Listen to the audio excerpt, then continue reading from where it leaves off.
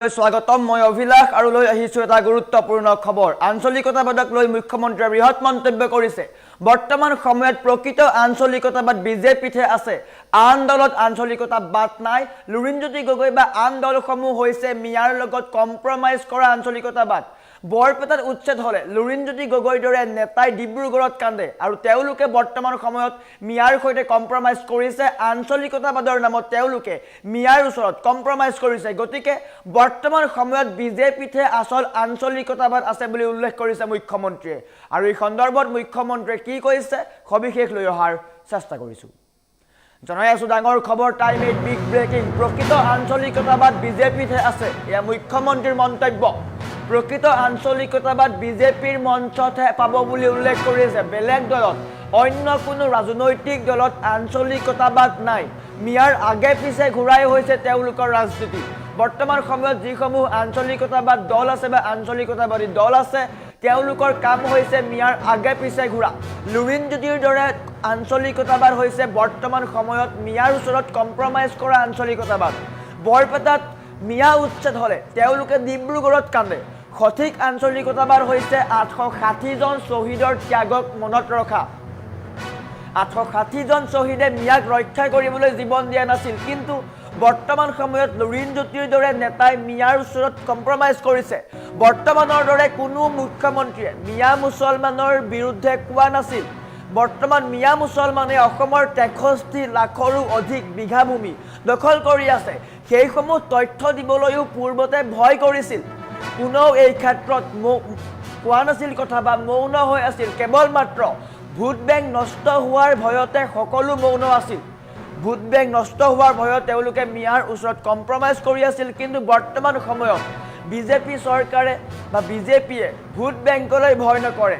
1.5 লাখৰো অধিক বিঘা ভূমি বেদখল মুক্ত কৰিছো এয়া মুখ্যমন্ত্ৰীৰ মন্তব্য আঞ্চলিকতাবাদৰ অৰ্থই হৈছে অসমক বিদেশী মুক্ত কৰা আৰু তাৰ বাহিৰে বেলেগ অৰ্থ হ'ব নোৱাৰে আঞ্চলিকতাবাদৰ অৰ্থ হৈছে অসমৰ সম্পদ উন্নয়নৰ বাবে ব্যৱহাৰ হ'ব লাগে লাচিত বৰফুকনক সন্মান দিব লাগে শ্বহীদক সন্মান দিব লাগে এইবোৰৰ বাদে বেলেগ আঞ্চলিকতাবাদ কি আছে মুখ্যমন্ত্ৰীয়ে প্ৰশ্ন কৰিছে বৰ্তমান অসমত আঞ্চলিকতাবাদৰ পৰিৱেশক লৈ মুখ্যমন্ত্ৰীয়ে এই ধৰণে প্ৰতিক্ৰিয়া প্ৰকাশ কৰিছে স্পষ্টকৈ কৈছে প্ৰকৃত আঞ্চলিকতাবাদ কেৱল বৰ্তমান বিজেপিতে লাভ কৰিব লুৰিণজ্যোতি গগৈ বা আন যিসমূহ আঞ্চলিকতাবাদ দল আছে তেওঁলোকে মিয়াৰ ওচৰত কম্প্ৰমাইজ কৰা আঞ্চলিকতাবাদ মিয়াৰ ওচৰত আঞ্চলিকতাবাদ তেওঁলোকে কম্প্ৰমাইজ কৰিছে মিয়াৰ ওচৰত তেওঁলোকে আত্মসমৰ্পণ কৰিছে মিয়াৰ আগে পিছে ঘূৰাই তেওঁলোকৰ ৰাজনীতি তেওঁলোকৰ বেলেগ কাম নাই তেওঁলোকৰ ৰাজনীতি হৈছে মিয়াৰ আগে পিছে ঘূৰা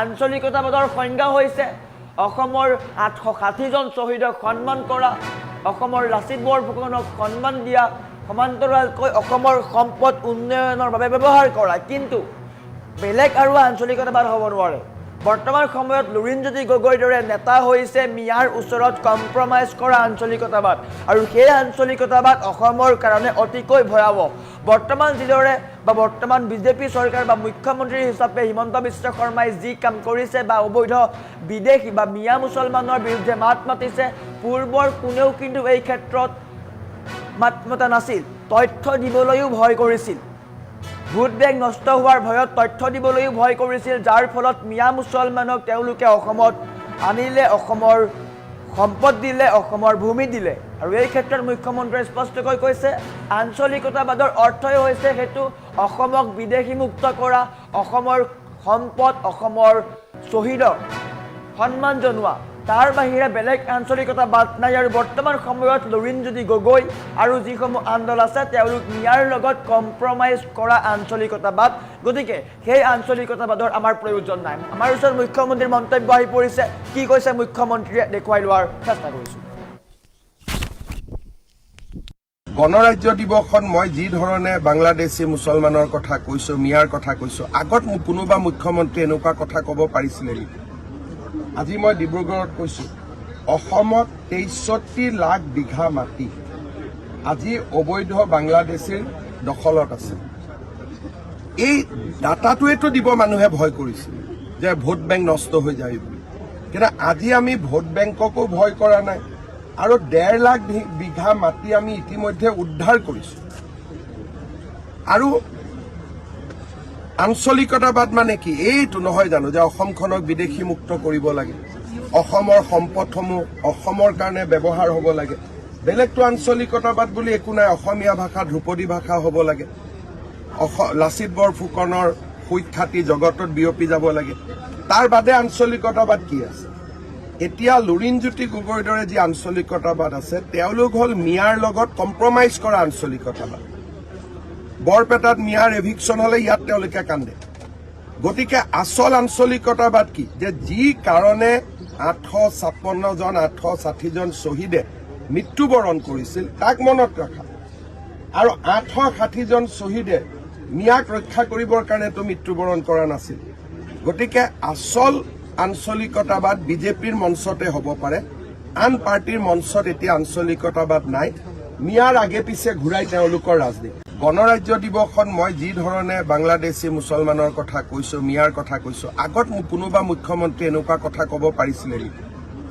আজি মই ডিব্ৰুগড়ত কৈছো, অসমত 63 লাখ বিঘা মাটি আজি অবৈধ বাংলাদেশীৰ দখলত আছে। এই ডাটাটোৱেতো দিব মানুহে ভয় কৰিছিল যে ভোট বেংক নষ্ট হৈ যায় বুলি, কিন্তু আজি আমি ভোট বেংককো ভয় কৰা নাই, আৰু 1.5 লাখ বিঘা মাটি আমি ইতিমধ্যে উদ্ধাৰ কৰিছো। আৰু আঞ্চলিকতাবাদ মানে কি এইটো নহয় জানো যে অসমখনক বিদেশী মুক্ত কৰিব লাগে, অসমৰ সম্পদসমূহ অসমৰ কাৰণে ব্যৱহাৰ হ'ব লাগে, বেলেগটো আঞ্চলিকতাবাদ বুলি একো নাই, অসমীয়া ভাষা ধ্ৰুপদী ভাষা হ'ব লাগে, লাচিত বৰফুকনৰ সুখ্যাতি জগতত বিয়পি যাব লাগে, তাৰ বাদে আঞ্চলিকতাবাদ কি আছে? এতিয়া লুৰিণজ্যোতি গগৈৰ দৰে যি আঞ্চলিকতাবাদ আছে তেওঁলোক হ'ল মিয়াৰ লগত কম্প্ৰমাইজ কৰা আঞ্চলিকতাবাদ। বৰপেটাত মিয়াৰ এভিকশ্যন হলে ইয়াত তেওঁলোকে কান্দে। গতিকে আচল আঞ্চলিকতাবাদ কি? যে যি কাৰণে 856 জন 860 জন শ্বহীদে মৃত্যুবৰণ কৰিছিল তাক মনত ৰখা, আৰু 860 জন শ্বহীদে মিয়াক ৰক্ষা কৰিবৰ কাৰণেতো মৃত্যুবৰণ কৰা নাছিল। গতিকে আচল আঞ্চলিকতাবাদ বিজেপিৰ মঞ্চতে হ'ব পাৰে, আন পাৰ্টিৰ মঞ্চত এতিয়া আঞ্চলিকতাবাদ নাই। মিয়াৰ আগে পিছে ঘূৰাই তেওঁলোকৰ ৰাজনীতি। গণৰাজ্য দিৱসত মই যি ধৰণে বাংলাদেশী মুছলমানৰ কথা কৈছো, মিয়াৰ কথা কৈছো, আগত মোক কোনোবা মুখ্যমন্ত্ৰী এনেকুৱা কথা ক'ব পাৰিছিলে নেকি?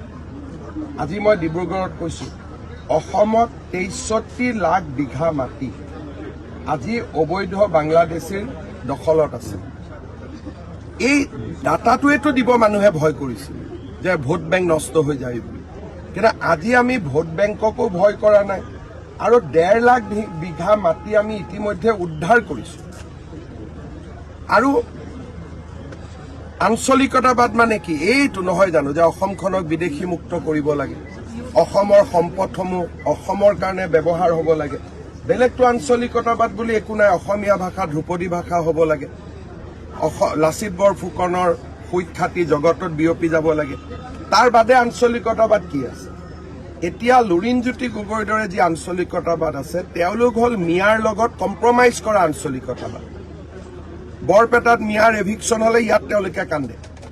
গতিকে আচল আঞ্চলিকতাবাদ কি? যে যি কাৰণে 856 জন 860 জন শ্বহীদে মৃত্যুবৰণ কৰিছিল তাক মনত ৰখা, আৰু 860 জন শ্বহীদে মিয়াক ৰক্ষা কৰিবৰ কাৰণেতো মৃত্যুবৰণ কৰা নাছিল। গতিকে আচল আঞ্চলিকতাবাদ বিজেপিৰ মঞ্চতে হ'ব পাৰে, আন পাৰ্টিৰ মঞ্চত এতিয়া আঞ্চলিকতাবাদ নাই। মিয়াৰ আগে পিছে ঘূৰাই তেওঁলোকৰ ৰাজনীতি। গণৰাজ্য দিৱসত মই যি ধৰণে বাংলাদেশী মুছলমানৰ কথা কৈছো, মিয়াৰ কথা কৈছো, আগত মোক কোনোবা মুখ্যমন্ত্ৰী এনেকুৱা কথা ক'ব পাৰিছিলে নেকি? আজি মই ডিব্ৰুগড়ত কৈছো, অসমত 63 লাখ বিঘা মাটি আজি অবৈধ বাংলাদেশীৰ দখলত আছে।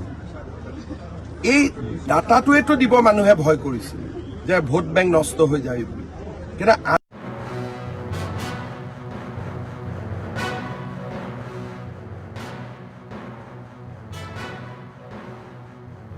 আজিৰ দিনটোৰ পৰাই শুভাৰম্ভণি হ'ল টাইম 8 স্বচ্ছ নগৰ শ্ৰেষ্ঠ নগৰ।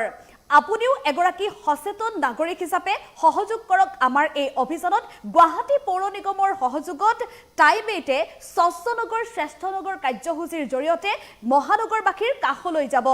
মহানগৰীৰ অলিয়ে গলিয়ে থকা আৱৰ্জনা চফা কৰাৰ দায়িত্বত পৰিষ্কাৰ আৰু প্ৰদূষণমুক্ত গুৱাহাটী মহানগৰ গঢ়ি তোলাৰ স্বাৰ্থত এই কাৰ্যসূচী গ্ৰহণ কৰিছে টাইমেটে। কিদৰে আপুনি সহযোগ কৰিব আমাৰ এই অভিযানত জানি লওক।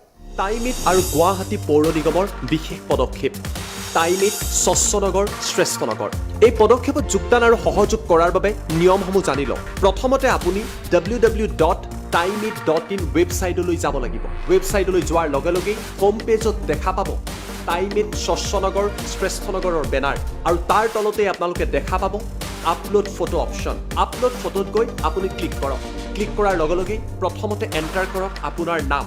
ইয়াৰ পাছত আপোনাৰ ফোন নাম্বাৰ আৰু আপোনাৰ ইমেইল এড্ৰেছ তাত দি দিব। ইয়াৰ পাছতেই আপোনাৰ লোকেলিটি বা অঞ্চলটোৰ কথা লিখি দিব।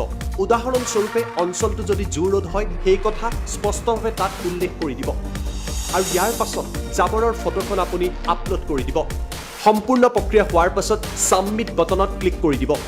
মাত্ৰ এইকেইটা কাম কৰাৰ লগে লগেই আপোনাৰ ফটোগ্ৰাফ লাভ কৰিব আমাৰ টীমে আৰু জনোৱা হ'ব GMC।